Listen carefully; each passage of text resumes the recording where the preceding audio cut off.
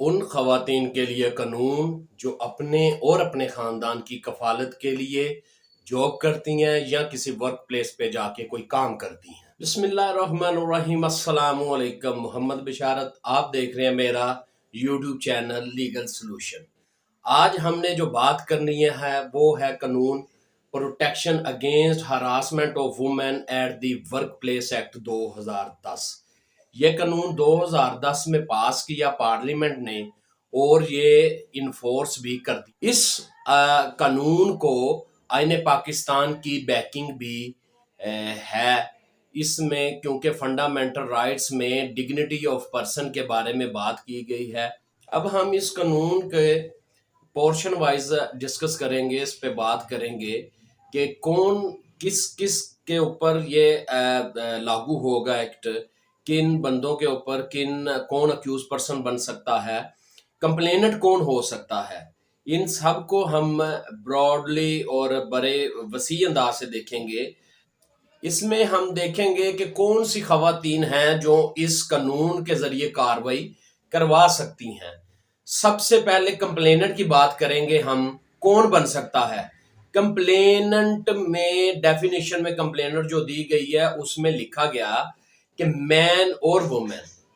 अब यहाँ पे एक बात है कि मैन और वुमेन दोनों हरास हो सकते हैं। हरासमेंट का ये जो केस बनेगा, मैन भी हरास हो सकता है और वुमेन भी। तो जो कंप्लेनेंट है वो हरासमेंट किस तरह से हरासमेंट वो जाहिर करेगा, वो करेगा कि अगर अनवेलकम सेक्सुअल एडवांस है, अगर रिक्वेस्ट फॉर सेक्सुअल फेवर है, अगर मैन को या वुमेन को दोनों में से किसी को भी जो दावत दी जा रही है, हरास किया जा रहा है सेक्सुअल के लिहाज से, तो ये कानून लागू हो जाएगा। वो बंदा जिसको हरास किया जा रहा है वो कंप्लेनेंट बन जाएगा। अक्यूज पर्सन इसमें कौन होगा? इसमें अक्यूज पर्सन एम्प्लॉय और एम्प्लॉयर होंगे। एम्प्लॉय कौन होगा और एम्प्लॉयर कौन होगा? एम्प्लॉय का मतलब कोई ऐसा काम करने वाला शख्स, पर्सन, जो घंटे की बुनियाद पर काम करता है और पैसे लेता है, या कोई डेली वेजेस पे काम करता है, या कोई कॉन्ट्रैक्ट पे काम करता है, या वीकली या मंथली या ईयरली या इंटर्नशिप पे काम करता है। तो ये तमाम लोग जो हैं ये एम्प्लॉई हैं। दूसरा, एम्प्लॉयर भी इसमें अक्यूज हो सकता है। वो अशखास जो किसी ऑर्गेनाइजेशन में वर्क करते हैं, काम करते हैं, 8 घंटे 12 घंटे जो भी है, कोई ऑर्गेनाइजेशन है उसमें काम करते हैं, रेगुलर बेस पे करते हैं या कॉन्ट्रैक्ट बेस पे करते हैं, जिस तरह भी करते हैं, वो एम्प्लॉयर होंगे। अब ऑर्गेनाइजेशन क्या होगी? ऑर्गेनाइजेशन समझ लें, ऑर्गेनाइजेशन को हम वफाकी हुकूमत भी कह सकते हैं, सूबाई हुकूमत, कोई कारपोरेशन, कोई प्राइवेट सेक्टर, एजुकेशन इंस्टीट्यूट, इसके अलावा मेडिकल जो कॉलेजेस हैं, मेडिकल क्लिनिक वगैरह, हॉस्पिटल्स, ये तमाम चीज़ें ऑर्गेनाइजेशन हैं। दूसरी, वर्क प्लेस, कहाँ पे वो खातून कहाँ काम करेंगी तो यह कानून लागू हो जाएगा, और कहाँ काम करें तो यह कानून लागू नहीं होगा। सपोज करें अगर वो work at place in the premises, premises के अंदर कोई वर्क हो रहा है, वहां पे हरास किया जाता है, या आउट ऑफ प्रेमिसेस, लेकिन वो कनेक्ट है उस वर्क के साथ, उस प्लेस उसके बाहर भी हो सकती है। मसलन अगर फैक्ट्री के बाहर कोई काम हो रहा है लेकिन काम फैक्ट्री का हो रहा है, तो वो वर्क प्लेस ही कहलाएगी, वो बाहर जो फैक्ट्री के है। अगर कोई बंदा ऑफिशियल वर्क के लिए बाहर जाता है तो वो भी उस शख्स को भी वर्क प्लेस ही बोला जाएगा। अगर ऑफिस के बाहर कहीं गया, वो भी उसकी वर्क प्लेस ही है। इसके बाद सवाल पैदा होता है कि ये कंप्लेंट है जो वो कहाँ फाइल करेंगे। कुछ सोच रहे होंगे कि इसको पुलिस स्टेशन में देना होगा, कुछ कह रहे होंगे कि इसे कोई स्पेशल कोई सेक्टर बनाया गया जहां पे ये कंप्लेंट फाइल होंगी। तो इसको हम अगर डिस्कस करें तो सबसे पहले दो चीजें हैं जिसके पास ये कंप्लेंट फाइल हो सकती है। जो कंप्लेनेंट होगा वो दो इंस्टीट्यूट हैं, दो इदारे हैं जहां पर वो दायर कर सकते हैं। एक इंक्वायरी कमेटी के सामने कंप्लेंट फाइल हो सकती है। नंबर दो, ऑम्बर्ड्स पर्सन के सामने ये फाइल हो सकती है कंप्लेंट। कंप्लेनेंट के पास खुला ऑप्शन है, या तो वो इंक्वायरी कमेटी में अपनी कंप्लेंट फाइल कर दे, या वो ऑम्बर्ड्स पर्सन के सामने अपनी कंप्लेंट फाइल कर दे। इंक्वायरी कमेटी के बारे बात पहले हम कर लेते हैं। इंक्वायरी कमेटी क्या है? इंक्वायरी कमेटी वो है कि जब ये एक्ट पास हुआ, इसके उन्होंने 30 दिन के बाद ऑर्गेनाइजेशंस वगैरह जितनी भी हैं या जितने भी सेक्टर हैं वर्क प्लेस के लिहाज से, उनको डायरेक्शन दी कि 30 दिन के अंदर अंदर एक कमेटी बना ली जाए अदारे में, ऑर्गेनाइजेशन में, जिसके पास ये जो अग्रीव पर्सन है वो जाके कंप्लेंट फाइल कर ले। अब हम इसकी तादाद के बारे में बात कर लेते हैं। जो कमेटी होगी उसमें कौन मेंबर होगा और कितने मेंबर होंगे। इसमें लॉ के मुताबिक जो इस एक्ट में बताया गया वो 3 मेंबर होंगे इस कमेटी के अंदर। इन 3 मेंबरान में कम से कम एक फीमेल होगी, एक खातून मेंबर होगी।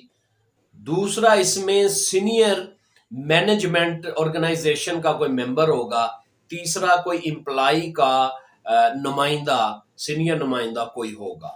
अगर केस जो कंप्लेंट फाइल की जा रही है वो इन 3 मेंबरों में से किसी के खिलाफ है, तो फिर वो मेंबर को इंक्वायरी कमेटी का हिस्सा नहीं बनाया जाएगा, बल्कि उसको निकालकर ऑर्गेनाइजेशन के अंदर से या कोई और मेंबर उसका कमेटी का मेंबर बनाया जाएगा, या ऑर्गेनाइजेशन के बाहर से कोई ऐसा मेंबर ले लिया जाएगा जो कमेटी का हिस्सा बने, लेकिन उस मेंबर जिसके खिलाफ ये कंप्लेंट आई है उसको उस इंक्वायरी कमेटी का हिस्सा नहीं बनाया जाएगा।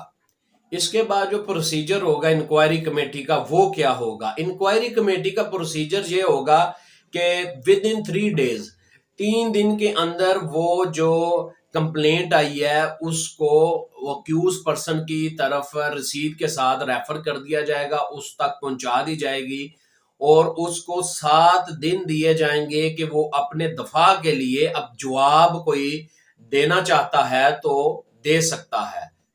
अगर तो जवाब दफा आ जाता है, डिफेंस में कोई चीज आ जाती है, जवाब आ जाता है, रिप्लाई आ जाता है, तो फिर एविडेंस होगी, वर्बल एविडेंस होगी, इसके बाद डॉक्यूमेंट्री एविडेंस होगी।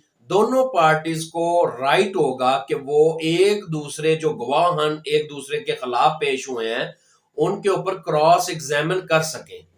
जो टाइमिंग और सिटिंग होगी इंक्वायरी कमेटी की, वो वक्त के लिहाज से या जिस तरह भी वो अपना एसओपीज बनाएंगे उसके लिहाज से वो सिटिंग, अपना ऑफिस और टाइमिंग्स सेट करेंगे, फिक्स करेंगे। अब इसके बाद इंक्वायरी जो कमेटी है उसकी जिम्मेदारी क्या होगी? उसकी जिम्मेदारी ये होगी कि वो जो जितनी भी एविडेंस आई है, रिप्लाई आया है, उसे कॉन्फिडेंशियल रखा जाएगा। इसके बाद एडवर्स किसी के ऊपर एक्शन नहीं होगा, विटनेस या कंप्लेनेंट के ऊपर। इसके बाद जब वो अपनी फाइंडिंग में पहुंच जाती है तो फाइंडिंग रीजन के साथ लिखी जाएंगी, इस रीजन के ऊपर पनिशमेंट हो रही है। इंक्वायरी कमेटी 30 दिन के अंदर अंदर इस अपनी फाइंडिंग रिपोर्ट, जो वजूहात, जो रीजंस वगैरह के साथ वो लिखेगी, और इसको अगर वो समझती है कि जो अक्यूज्ड के खिलाफ कंप्लेंट आई है उसमें उसका कसूर या गिल्टी है वो अक्यूज्ड, तो वो उसके ऊपर उसको माइनर या मेजर पेनल्टी के लिए रिकमेंड करेगी मुतलका जो भी मजाज अथॉरिटी होगी उसको, कि ये रिकमेंडेशन आ गई है कि इसको इसके मुताबिक ये सजा बनती है। रिकमेंड करेगी, सजा नहीं देगी मजाज अथॉरिटी को। इसमें पनिशमेंट है जो वो माइनर भी हैं और मेजर भी हैं। माइनर पनिशमेंट जो है वो सेंसर कर दिया जाएगा, होल्ड कर दिया जाएगा। जो जो दूसरी वो मेजर पेनल्टीज हैं वो रिटायर भी कर दिया जाएगा, कैटर लोअर में भी उसे कर सकते हैं, ट्रांसफर या चेंज कर सकते हैं। अगर कंप्लेनेंट या अक्यूज पर्सन जो रिकमेंड की गई है मजाज अथॉरिटी को सजा, उसके खिलाफ अपील करना चाहते हैं तो वो अम्बर्ड्स पर्सन को अपील विद इन 30 डेज करेंगे। अगर मुलजम या कंप्लेनेंट जो फाइंडिंग दी है इंक्वायरी कमेटी ने उसके ऊपर मुतमिन नहीं होते। वो समझते हैं कि जो इसको सजा मिलनी चाहिए थी वो सजा नहीं मिलती, और अगर अक्यूज समझता है कि मैं बेगुनाह हूं, मुझे बेगुनाह नहीं किया गया, तो ये दोनों के पास अपील का राइट होता है। वो अपील कर सकते हैं within 30 days to the before ombudsperson. Appellate authority जो होगी वो उस जो रिकमेंडेशन आई है माइनर पेनल्टी या पनिशमेंट सॉरी, और या उसमें मेजर पनिशमेंट के हवाले से, तो वो उसको कंफर्म कर सकती है, सेटिसाइड कर सकती है। इसके अलावा वो मॉडिफाई भी कर सकती है। कंप्लेनेंट है वो इंक्वायरी कमेटी के सामने अपनी कंप्लेंट फाइल नहीं करता, वो डायरेक्ट दूसरा जो तरीका ऑप्शन है उसके पास जो तरीका है वो ओम्बड्स पर्सन के पास है, वो ओम्बड्स पर्सन के बिफोर कर देता है फाइल कंप्लेंट अपनी। तो वहां पे भी यही प्रोसीजर होगा।